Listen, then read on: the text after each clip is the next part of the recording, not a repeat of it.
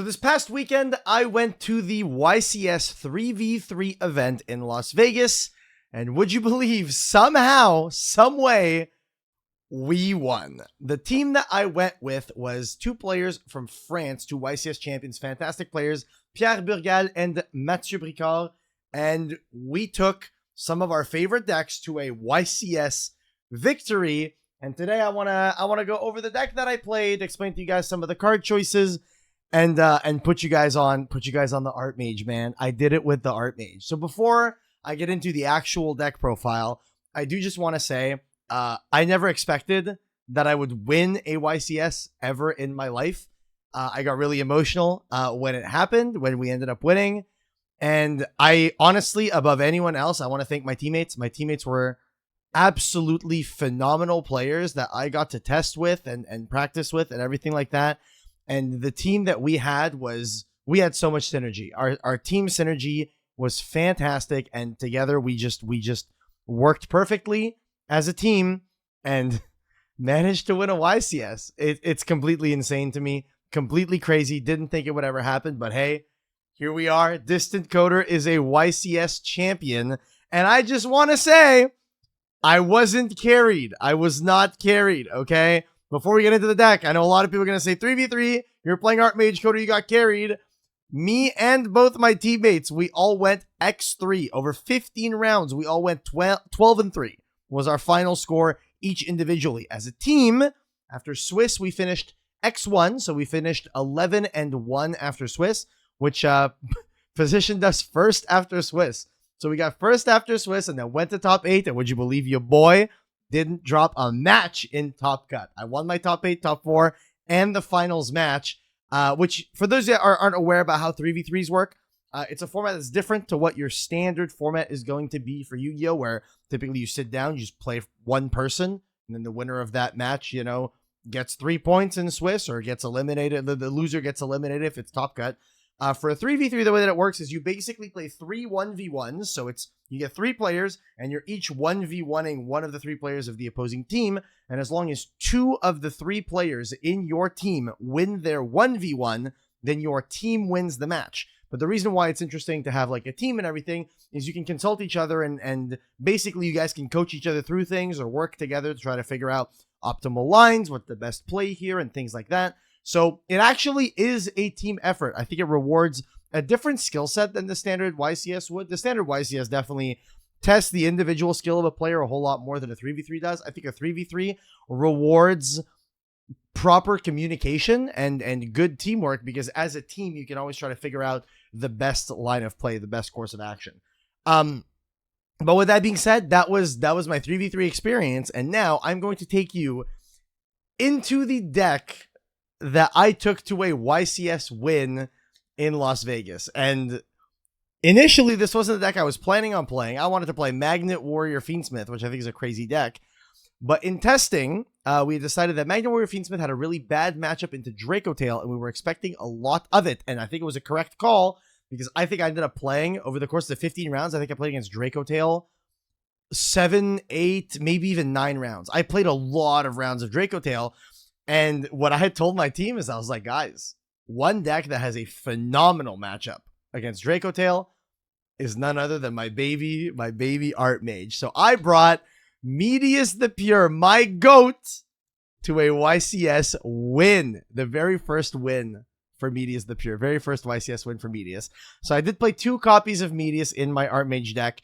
The reason you don't play 3 is because it's not the best normal summon, easily searchable, and you can extra normal summon him. So opening with just the Medius doesn't actually do a whole lot. So you play 2, you do not need a third. Then off to the Art Mage names. I played 2 copies of the Owl, the Art Mage Power Patron, 1 copy of the Art Mage Littera, 2 copies of the Art Mage Graflair, and 1 copy of the Art Mage Finmel. These are all the names that you play in the main deck. And the reason why you play such a small count is because of just how powerful the field spell is. If you guys are unfamiliar with the Art Mage Academic Arcane Arts Acropolis, silly name, but it is what it is. The Art Mage field spell is able to search out any of the Art Mage monsters that you would want. This card essentially reads, discard a spell trap, declare a name, add that name. You just can't declare the same name twice. It is not once per turn. So off of this card, with 1 spell and trap, you go and search All 3 of these, this guy you get off of the Medius. So you don't need to play a large engine. You're playing just the essentials of what you need, specifically because everything is able to be searched off of the field spell. Now, the reason why I'm on 2 Grappler is twofold. One, it is a level 5, and I'm sure you've looked at the title already. You'll notice that I am playing a canine engine in this deck, so Grappler actually synergizes with the canine cards quite well because of being a level 5, but also Grappler is the best follow-up that you can search on a subsequent turn. Let's say you put all 3 on the board and they all get removed. The one that you would want to have in your deck to search is another Grappler. So Grappler being fantastic follow-up there is really good. So Grappler having multiple uses like that is the reason why I bumped it up to 2 rather than playing just the single copy of it. I don't think it's very wrong to play a single copy of it, but I think because of just how well it synergizes with the canine cards, it's worth playing a second copy of it. So to pair alongside the Acropolis in terms of the Art Mage spells and traps, I'm playing 3 copies of the Art Mage Varnish Alteration, 1 copy of Assault, 1 copy of Succession, and 1 copy of Artmage Pact Awakening. The reason why I'm playing 3 of this is because, again, the field spell is the heart and soul of the deck. This card gets you to the field spell. It's also completely fine to play more spells and traps. If you draw 2 of it, you'll just discard 1 for the field. So it's completely fine. You're playing 1 Assault because of the lowered count of Medius. Because you only play 2, this is usually where you're going to be setting off of your Grappler. When you use your Grappler in the standard combo, you'll go, Medius, Owl, whatever, field spell, discard, search Grappler. And then if you've already gone through Medius, you don't get this, you get something else. But if you do not have that and you get to a point where you just have field spell plus spell trap, the way that you get to the full board is you go field spell, discard spell trap, call Grappler. Grappler summon said this add Medius. Extra normal summon Medius because you have the field spell. So even if you went through like a Canine Noroi or something, you can still normal summon the Medius. And then from there, do the rest of the combo and just get access to all the bodies. Succession is a fusion spell. This is arguably the worst card in the deck, but you need 1 extra name, specifically because the Owl, the Artmage Power Patron, can only search an Artmage spell trap that is not already in your grave. Now, typically, you'll always have like a field spell unless they've removed it in some capacity and put it in your grave. The alteration can remove itself from the grave, but typically it doesn't. Most people read the card and realize that it's a negate attack, so they just don't swing into your stuff. So you need an extra name of a spell trap to search off the Owl should you have already opened like the trap or something that gives you an extra point of interaction. And with the new fusion, you are also able to utilize this in order to make some really interesting things, because you can go into the new fusion either as like a starter or an extender, or you can do it at the end of your combo and set this for an extra point of interaction. And I'll talk about what the end boards look like after this. Now, after that, you got the Artmage Pact Awakening. I've talked about this card at length. The first effect is bait, okay? The effect on the field to activate it and e-tele a guy reads completely broken. It branded lost to your opponent for the turn. It's cracked. That effect, you don't want to use it. You don't want to use it. You want to put this thing in the grave. You want to use the grave effect. The grave effect of this card is phenomenal. It lets you banish itself, target any of your Artmage monsters, bounce it, then pop a card your opponent controls, non-targeting, and Forbidden Droplet was really popular at the YCS, and so one of the biggest things that I would do to play around Droplet is a lot of times what people would do is they would activate some kind of like board wipey card or something that they really want to have resolve, and then I go chain Deactors, and they go chain Droplets, send 3 or something like that, at which point I just go Awakening, bounce my Deactorus, pop a thing on their board, doesn't matter what I pop, sometimes you even just pop the Droplet, just so that they can't stop it, and then your Deactorus negates their thing, and they've gone super minus on resources because they want to negate everything else, and nobody ever negates the Littera.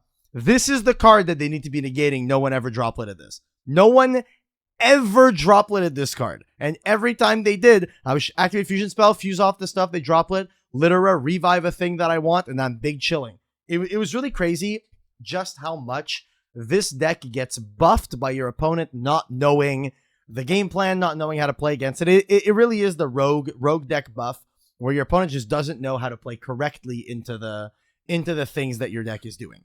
So that's the Artmage engine. That's the entirety of the Artmage engine. And it is the largest engine in the deck, okay? The Canine engine is smaller than it. So to talk about the Canine engine, I am playing 3 copies of the Canine Noroi.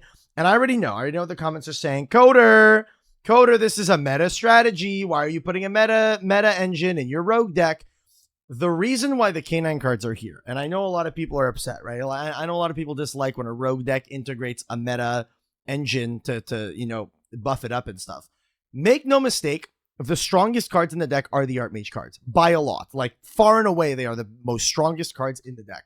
The reason why the Canine cards are in the deck is specifically because they cover most, if not all, of the weaknesses that Artmage has. The two cards that beat Artmage, if you are going first, is specifically Droll and Logbird and Nib, both of which the Canine cards allow you to play around, or I guess through, by making a Ripper and stuff like that. And a lot of times the Canine cards also let you force out hand traps. And let me tell you, the amount of times where during the tournament, I'd be like making some plays to force out interaction. And then once my opponent's out of interaction, I go, okay, cool. Activate field spell, Graph Flare effect in hand. And then this let me turn a board of Izuna Pass with the two cards remaining in my hand. I just full board. I just do everything.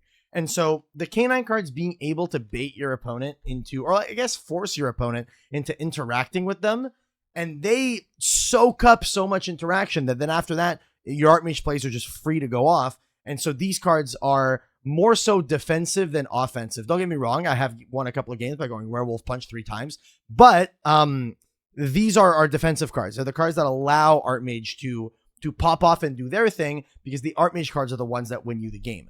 I am playing the 1 Jokul, obviously, and then obviously, the 3 Izuna, the 1 Lupus, and the new addition is the 2 Lantern. Because of Jokul going to 1, a lot of people thought, Coda, this deck's dead. The reason why is because with the 2nd Lantern, it allows you to do a 1-card Noroi combo that gets you to a Saryuja. I am playing Saryuja in the extra deck. I'm not playing a proper bridge, I guess you can say, and we can talk about that when we get to the extra deck.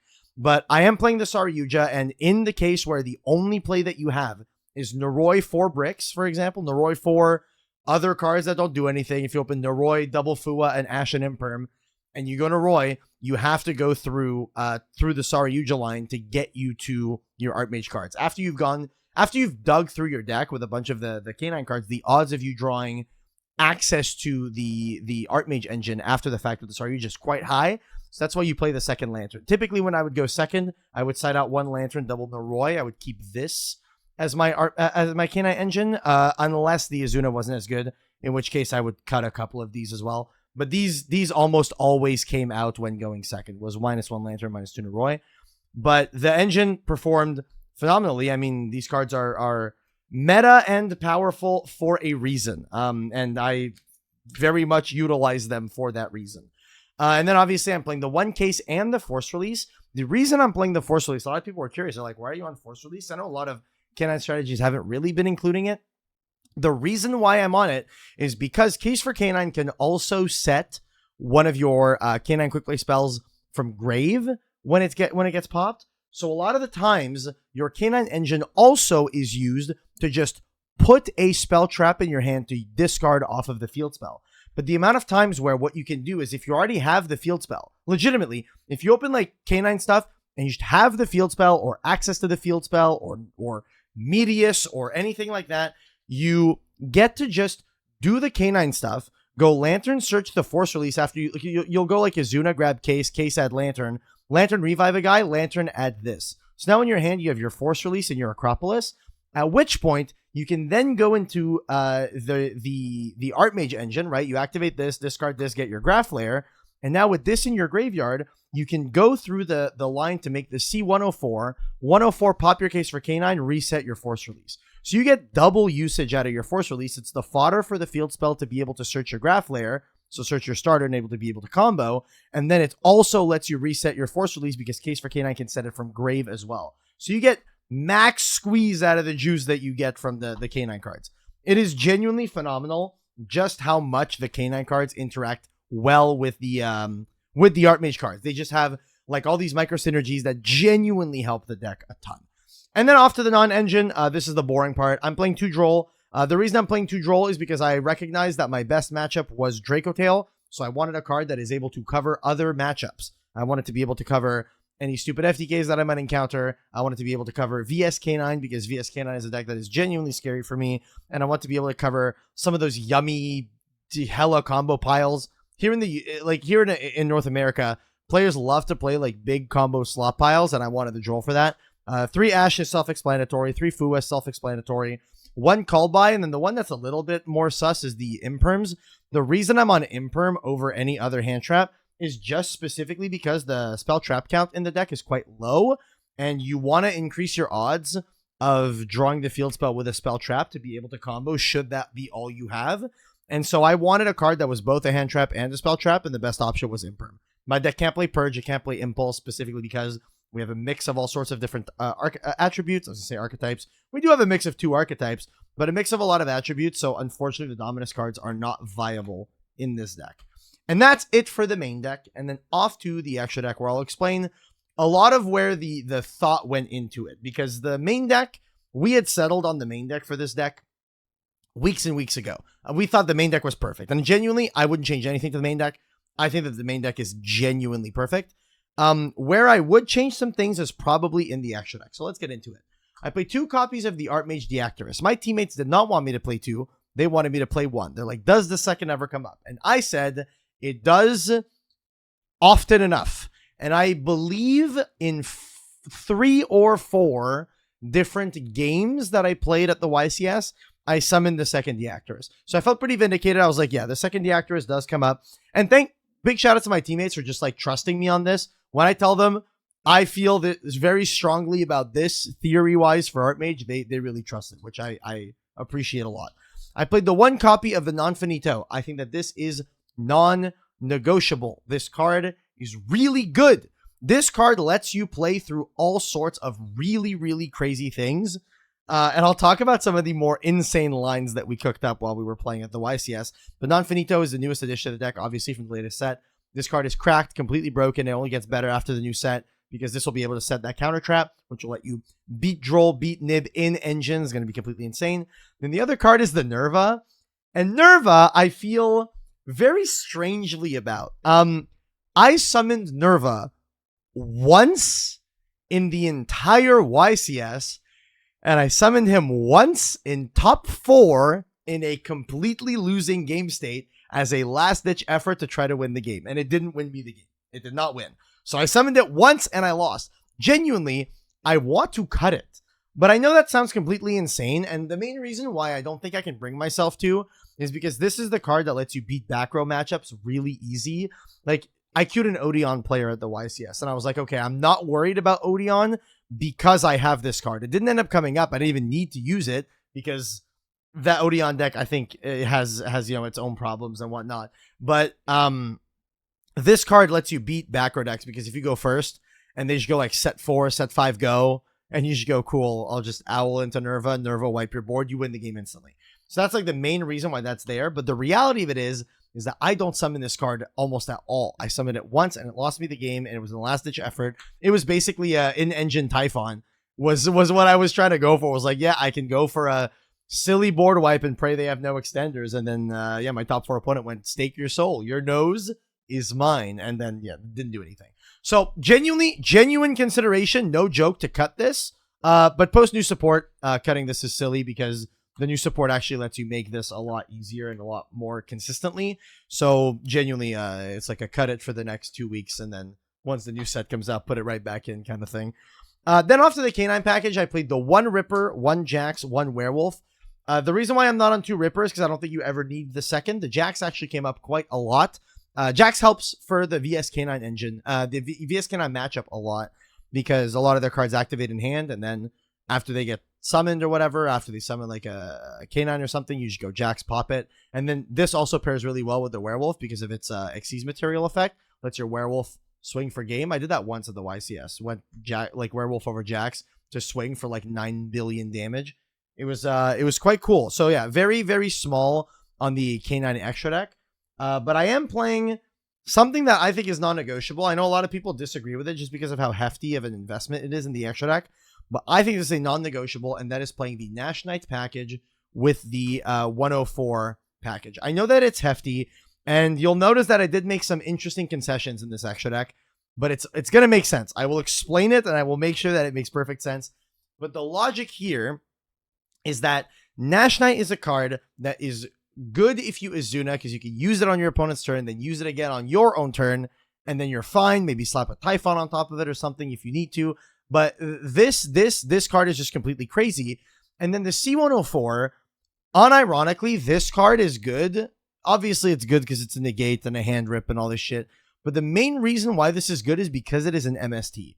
Because the amount of times where you go through the K9 package and then you have to discard your force release and you want to masquerade pop your own continuous spell, the case for K9, to get it back. Or if you're going second, dude, the amount of times I summon this, like, you know, you're playing against like a Draco Tail player and they have one backer, you know, it's Horn or whatever.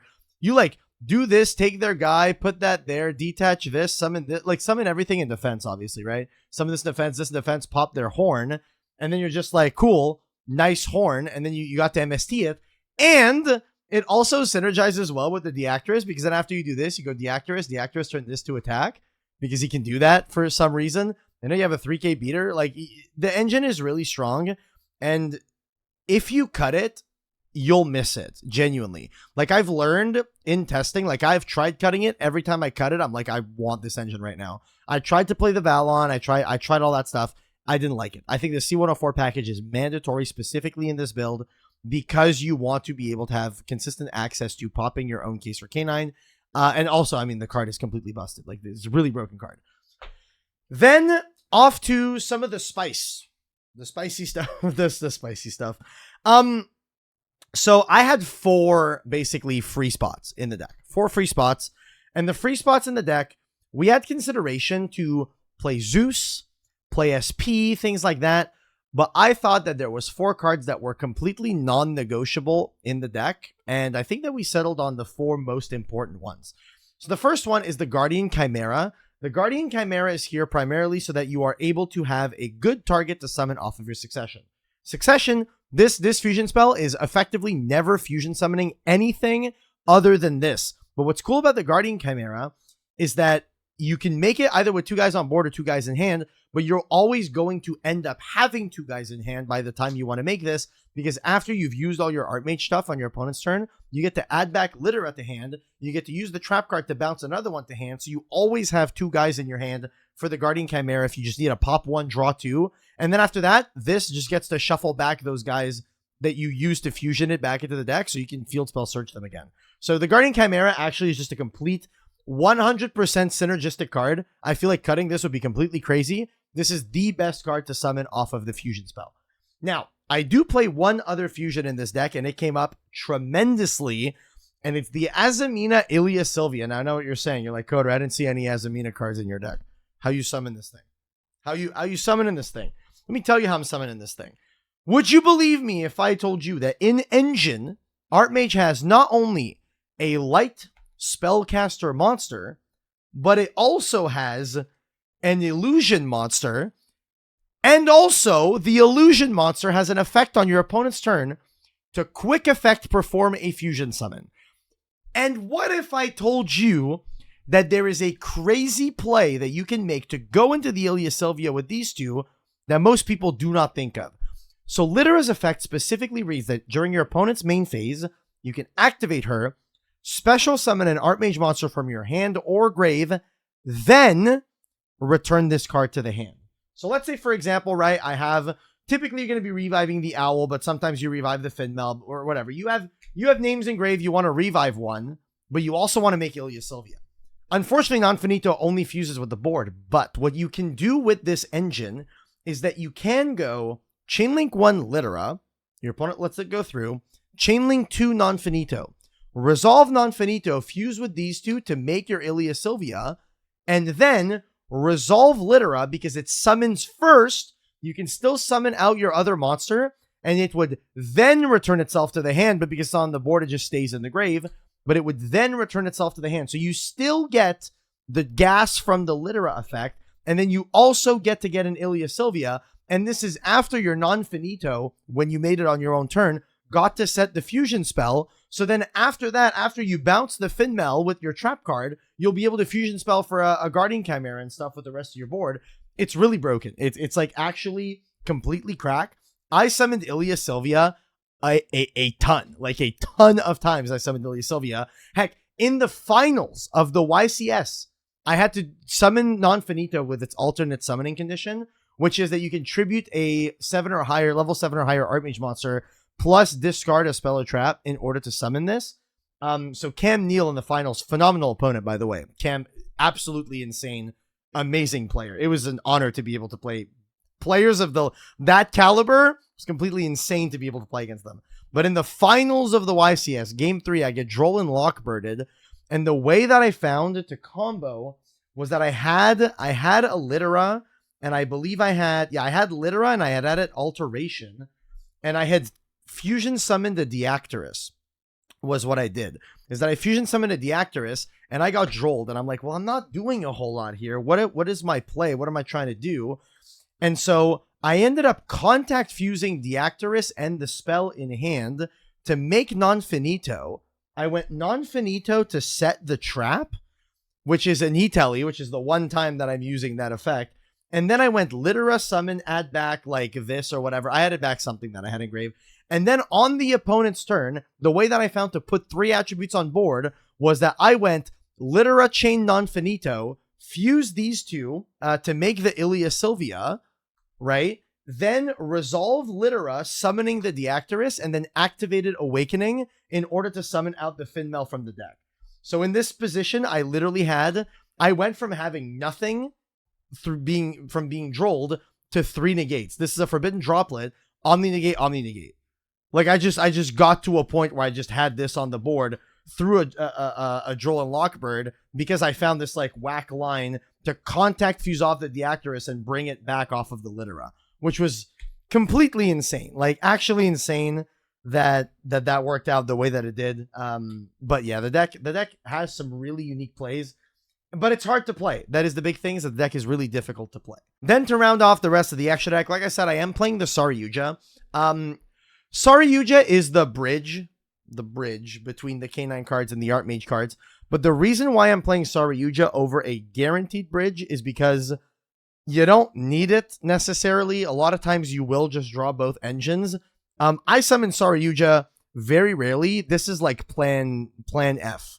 You know what I mean? You have to have nothing else to go into this. Like this is just your Noroi can read, draw 4 cards if it absolutely needs to. Typically, it doesn't need to, but in the small handful of times where it needs to, you play this rather than play a guaranteed bridge because it comes up so rarely. And the guaranteed bridge is the River Stormer, the Infinitrack River Stormer with Planet Pathfinder and Platinum Gadget.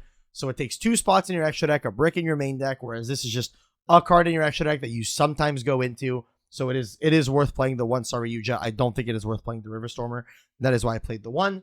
And then the last card that we decided to play was Typhon, and Typhon actually came up a ton. I was debating back and forth between playing Typhon or Zeus or SP, and ultimately we decided that Typhon was the most important one, and it was. This card came in clutch, like genuinely like 2 or 3 times, but again, you got to keep in mind, like a lot of these toolboxy cards, like I'm saying, I didn't really summon this a whole lot.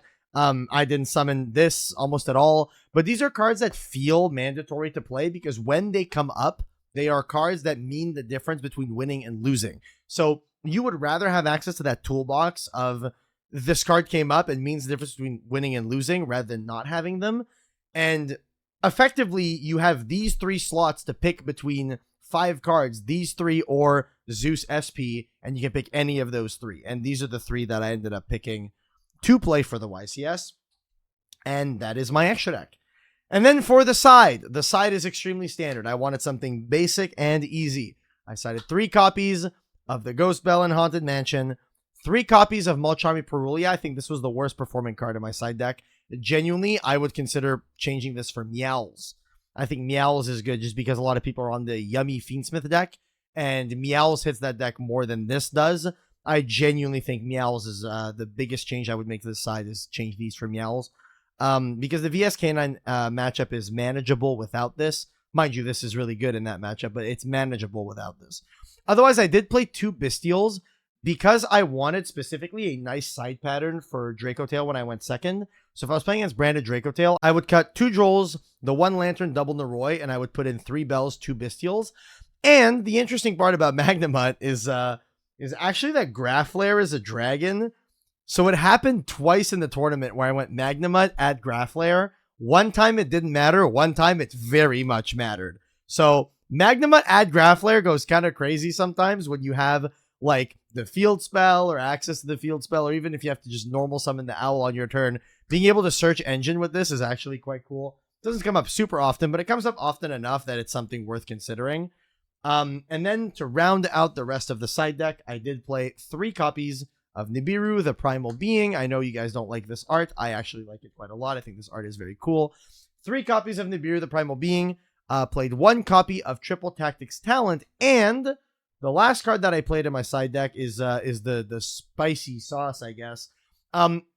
You guys might have noticed that my teammates played Mitsurugi Pure and Malice, and the reason why is because they recognized that Dominus Impulse was probably the best card of the format. So I played a Dominus Impulse-like card that works in my deck, which is 3 copies of Solemn Warning. I just wanted a card that I could swap 3 in for the 3 Fuas when they come out when I go first. So in almost every matchup, I was siding in triple warning and just cutting the Fuas when I was going first. Just because against Draco Tail, this stops effectively every push that they could have. And that was just the deck that we were recognizing we would play against the most. You can also do this on a Yummy Snatchy Link summon, and then it's not properly summoned. So even if they get to make a synchro or anything like that, they can't bring it back. It's just stuck in their grave. So they have to put it back in their extra deck somehow before summoning it. So because you negate the summon.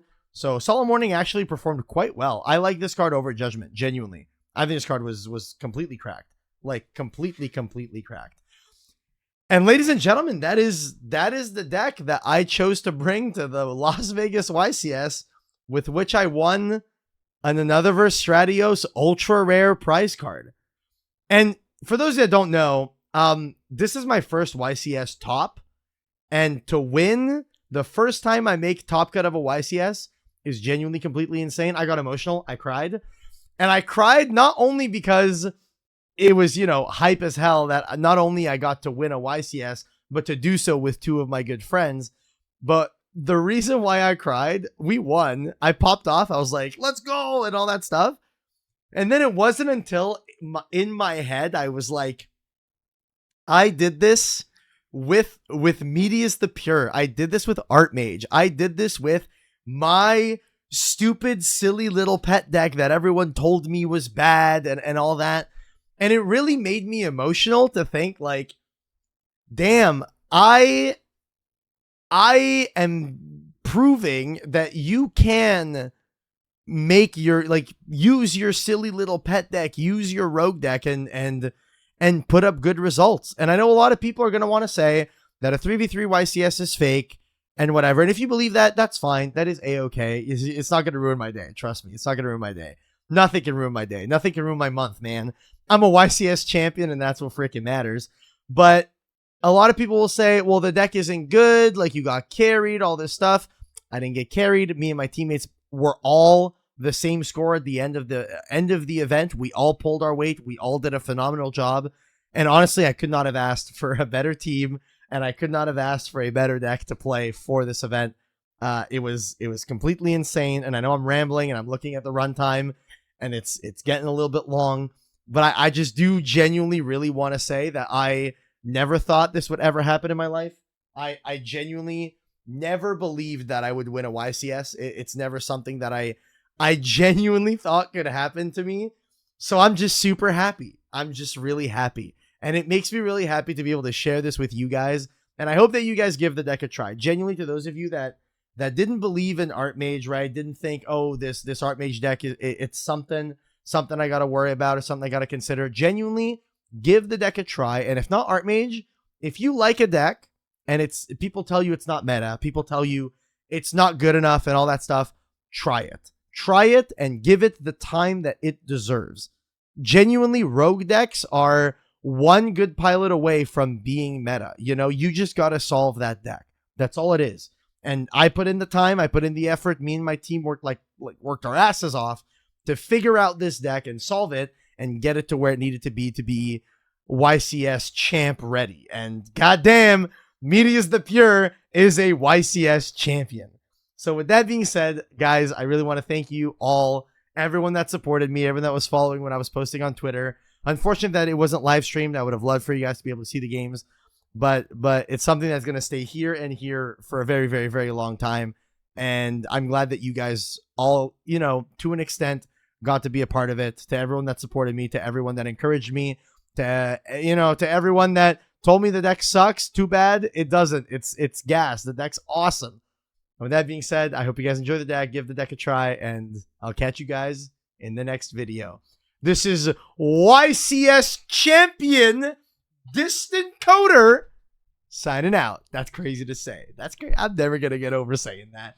With that being said, thank you guys so much for watching, and I'll catch you in the next video. Have a good one, guys. Peace.